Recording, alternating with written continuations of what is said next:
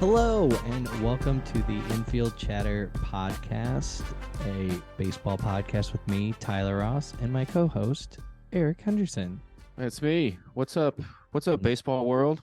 Not much And going on for Tyler? me. It's tough to think about pitchers and catchers. We're reporting this week when it's literally snowing right now in Chicago, but we'll Yes. get to that later, I'm sure. Seems real cold to play baseball, but then some guys, some field players are already, position players are already reporting early, trying to get a head start down there.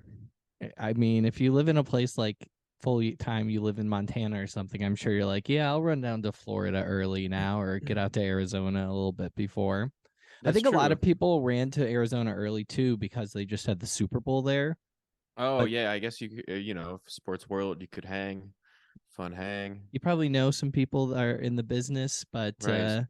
anyway, so this is our first episode of what will be a regularly occurring baseball podcast. This is it. We're talking about the baseball world. Yeah, something you and I have gone to many a baseball games together. We have talked about baseball a lot, and we often gamble in hot dogs.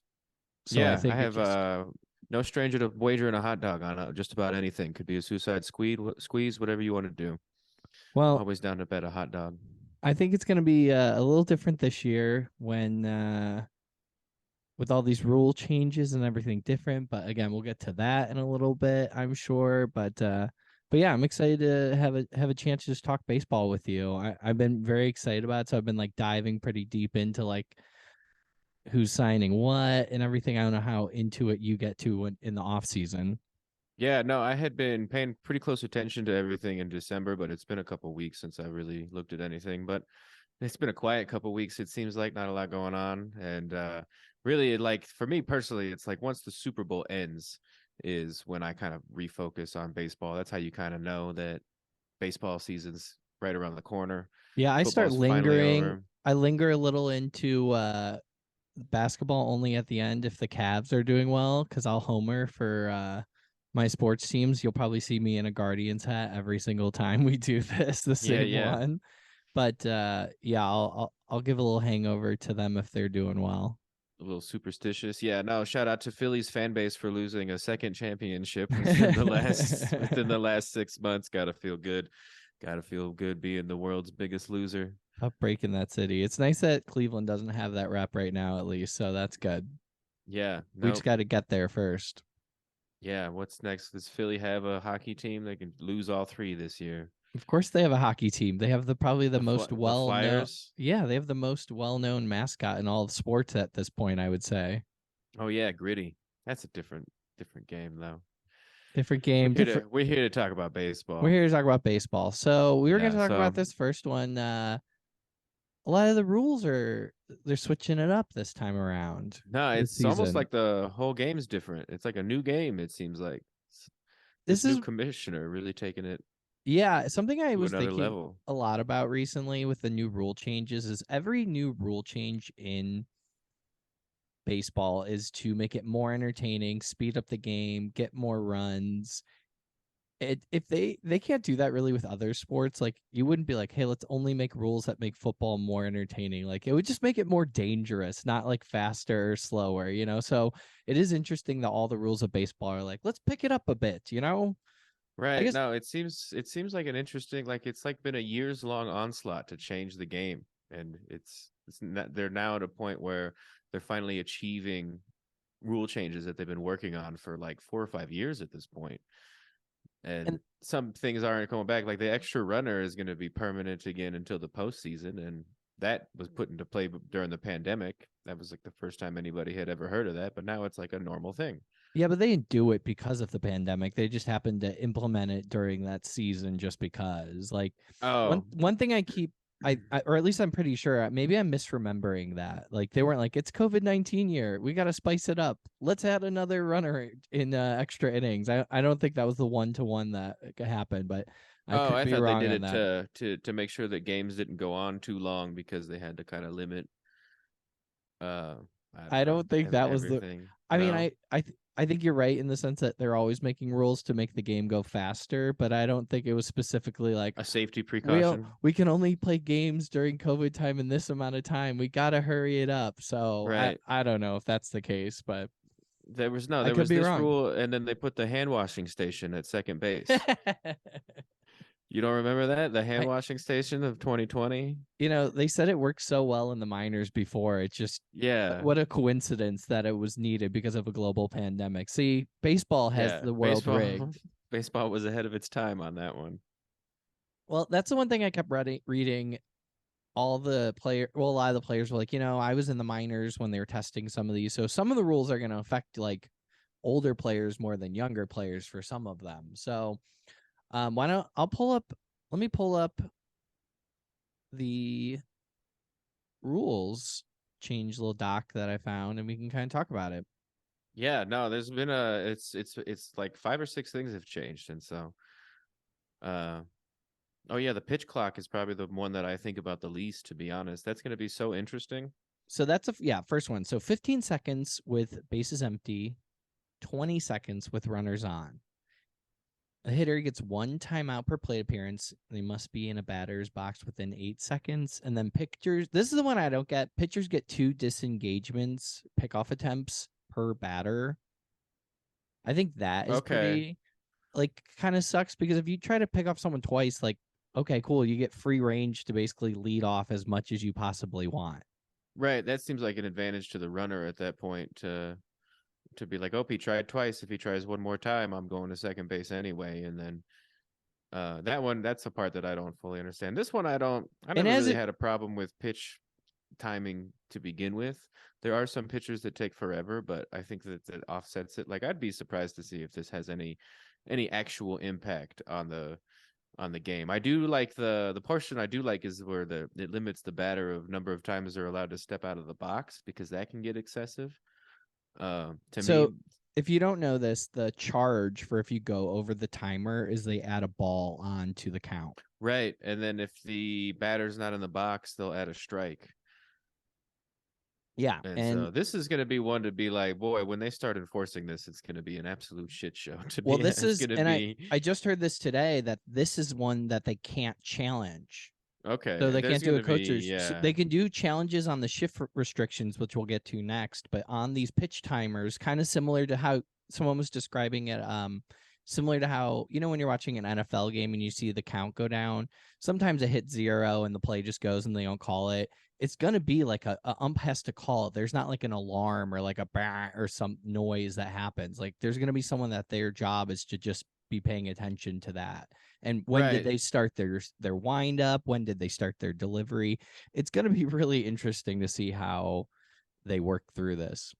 Right. The enforcement for that's going to be so difficult. It's going to be, I think it's going to be chaotic at first. It's going to be just like a couple years ago when they started checking the pitchers for sticky stuff, and Yeah. there was like absurd reactions. Like even Sergio Ramos dropped his pants to a certain extent to be like, I got your sticky stuff right here. But I can see this leading to some excitement into the beginning of the season for them not knowing exactly how to monitor and navigate this. This is gonna, to me, I think it's kind of pointless, but it is going to, if they wanted to add excitement to the game, I think they're gonna accomplish their mission that way, because there might be some fights. Because honestly, two things I really think will be cool with the steal bases. It will be fun to watch catchers try to pick more people off. Because who doesn't love seeing a A catcher catcher pick pick off, somebody? yeah. Yeah, that's the best. But it did say here, and if you're listening, the pickoffs led to 26% increase Oh, in stolen bases, and then it limited the game's time by 25 minutes when implemented in the minor league. So it'll yeah. be I it'll be mean, interesting to see. yeah, it will be interesting because, yeah, the 26% increase in stolen bases, that's got to just be simply because the runner knows that they can't check them more than twice. Yeah, that's got to be it. Like it's not on your first mind, and I guess you can't really use it to kill time as much as I think it could have been used in the past for that. So Right, like the while pickoff someone's has warming always up, been kind of a strategic thing. Like we were even at that game where the Guardians played the White Sox, and the guy had done like 10 pickoff attempts I was cheering for it. I loved it. before throwing a pitch. Like we witnessed something that'll never happen again at this Uh, point. Baseball history is what we Yeah, witnessed. Crazy. a thing of the past. All right. So the next one is the shift restrictions that they're putting. So the rule goes as followed: two infielders must be positioned on either side of second base when the pitch is released. All four infielders must have both feet within the infield when the pitcher is on the rubber, and it Oh, increased the batting average and decreased strikeouts. And this is the line I hate, but I'm sure it makes sense to someone. It gives the players more opportunity to show off their athleticism. right. I Like, mean, it what does kind of make be yeah. It's like, it yeah, they makes had, yeah. They're just like putting some packaging on this deal here. This is a rule change that I actually enthusiastically support oh, because really? I hate the shift. I think it's a weak move. I think it's some pussy bullshit, to be honest. Like when you have the white picket fence lined up for Kyle Schwarber, and because he always hits it down the same line, he's got it's just you might as well not even have an at bat in my eyes. Like there's no way he's not going to be able to beat that unless he hits a monster home run, and it takes away from uh the game. Personally, I think the shift is a boring rule to begin with. I'm glad they're regulating it. I did not know the portion about the infielders having to be in the infield when the pitcher is on the rubber, because that takes away the positioning of them on the grass, which is even a little further. Well, and I think some of this is written as such because let's say as soon as the pitcher pitches it and you're playing shortstop and you want to back up a couple steps, Right. are you as soon as he pitches it allowed to like back up a few to like adjust to where you might have played it? Right. Once the Just being a little delivery more starts, defensively, you yeah. have you have more seconds to decide to take 4 steps back. Yeah, I mean, even in the wording here of two infielders must be positioned on either side when the pitch is released. Like, so what? They all can stand in the middle, and then as soon as they're winding up, they can like run to the right side, and then it counts as like being, oh, it's not the shift. You're just playing like mind games with the team. I'm on the opposite. I actually do like the shift. I think it makes sense. You have four players. Why do you have to make a rules of where you want to put them? If this all of a sudden made it where like people were having to learn to hit the ball, like turn it the other way when they normally know they would hit it a certain way. That's an athleticism I want to see. Like get more creative with the hitting, which again, hitting a baseball probably one of the hardest thing in sports to do. I get it, but you should be able to Right. put your Yeah. players where you want. Like Yeah. I it mean, doesn't change the yeah. outfield, like so. Right. No, I get what you're saying, but like to me at a professional level, trying to tell a professional hitter to hit the ball the other direction after you've worked for so many years on your Sure. mechanics to be able to even make it to that level to begin with, and then to be able to just be like, yeah, why don't you just hit it up the first base side instead of the third base side? And to me, that's a feat that is easier said than done. And Yeah, I get and it. and yeah, It seems like this rule's also on. I'll be honest. It just feels like it's setting up to try to make as many ESPN top 10 like throws across the diamond. right. That I miss that style of more. That's the athleticism that I'm more excited to see, is to see more shortstops and more second basemen and third basemen really show off their potential and really have to hustle to do something and kind of bring that back. Like Manny Machado will probably be on the highlight reel less because he's getting old and slow, and he's not going to be able to perform the way he used to. And I like mesmerizing plays from the infield I'm cool with it too. more than I like 4 guys standing on one side because the guy always hits the ball that way. Well, we'll see how it goes. I'm sure people are gonna have problems with it. Uh, Yeah, that one I fully support. and then this one didn't even think this was a thing, but it makes more and more sense the more I look at it. They're gonna have bigger bases, so first, second, and third base are gonna be increased from 15 to 18 inches. The bigger bases are expected to have, it says here, a positive impact on player safety, which 100% makes sense. No one wants to get their foot stepped on. Right. Uh, Or and their yeah, ankle broken because they have their foot on the bag and the guy's running full speed up the line and he steps on it on accident. And I've seen a lot of injuries come from I think that's the only thing that I will that. be interested is it says injuries were decreased, but and maybe this is me really not thinking about the mechanics of it, but I got to imagine that first like run from home to first, you probably have your strides timed in a certain way. So if the base is like a little different, I'll be curious if people are like hitting on it wrong when they first do it. But you have more of a surface area, so maybe there's less chance of that happening. I don't know. Right. No, That's the only thing I could I feel think. like this gives advantages to the runners too, because it's less it's I mean it's a small amount of space, but it's less space to cover between bases. So that's like if it's 3 inch increase on each side, that's a 6 inch gap that's been filled now, and that's that's one step in your lead off of first.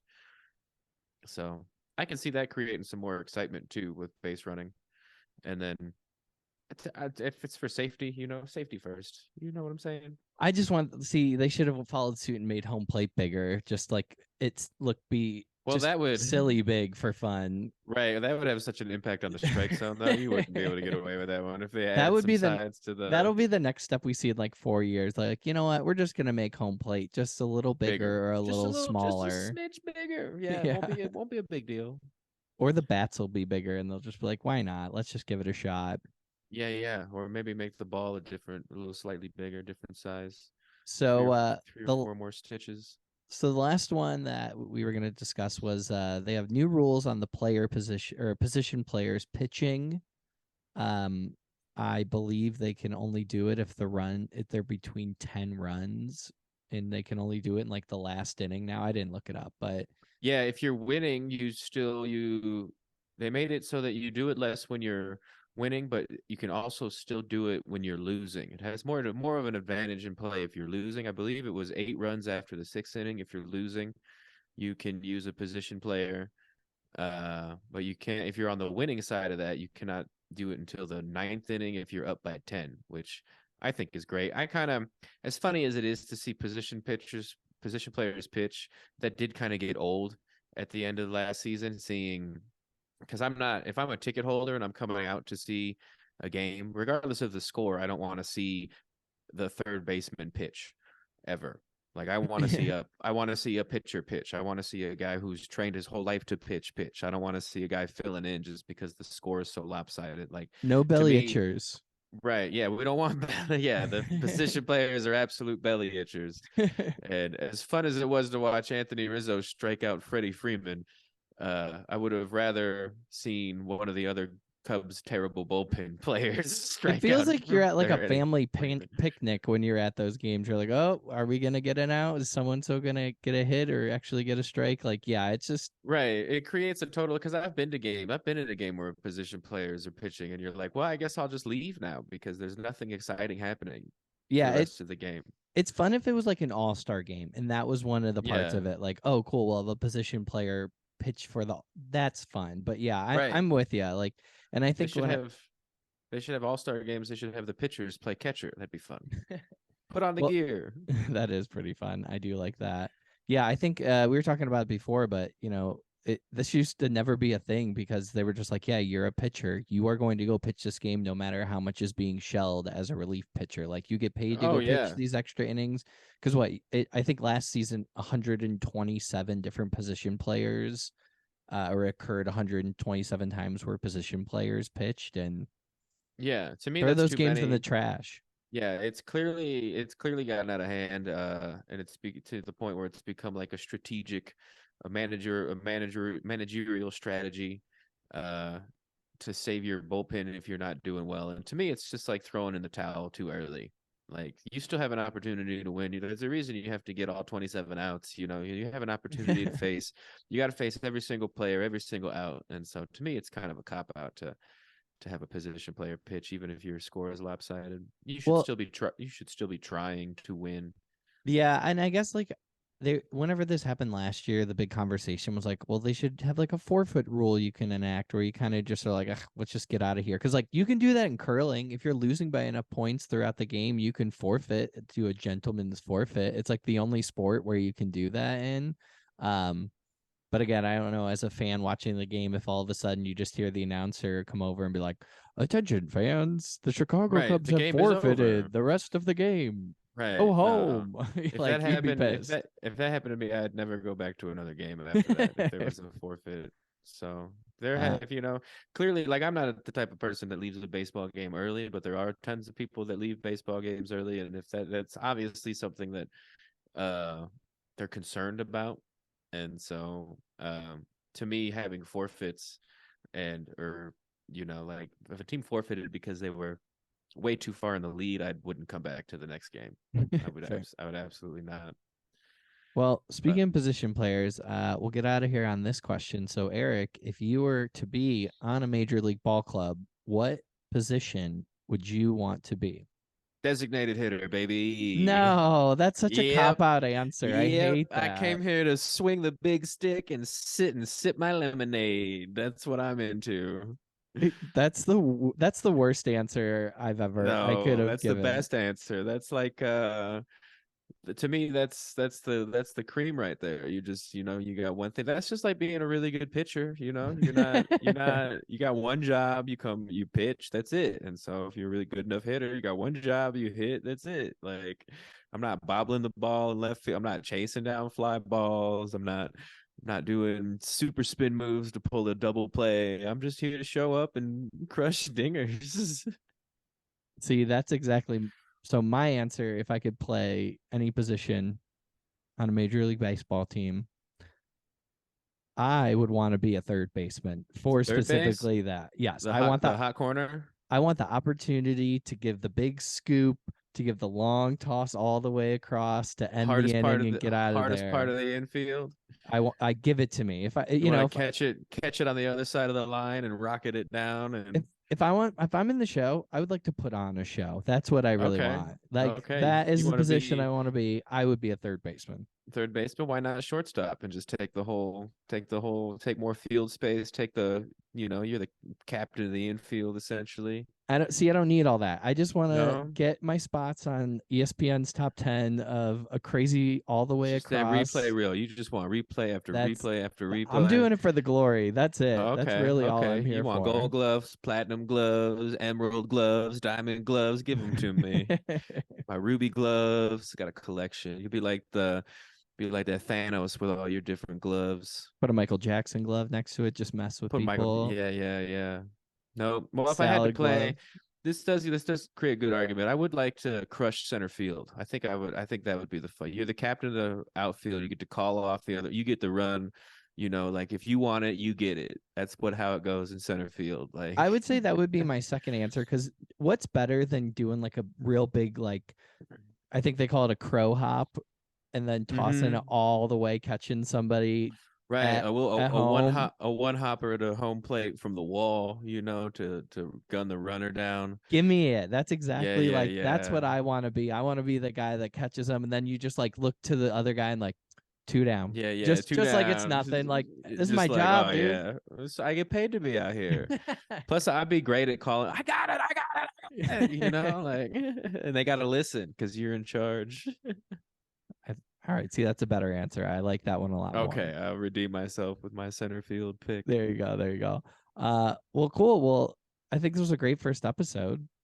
Yeah, I think we covered a lot. I mean, we're gonna be doing this pretty regularly, so uh So yeah, check us out. We're gonna be updating on the season. We still have a couple more episodes of preseason. We'll jump in maybe some other cool side episodes, but who knows? Anything. The sky's the limit for us.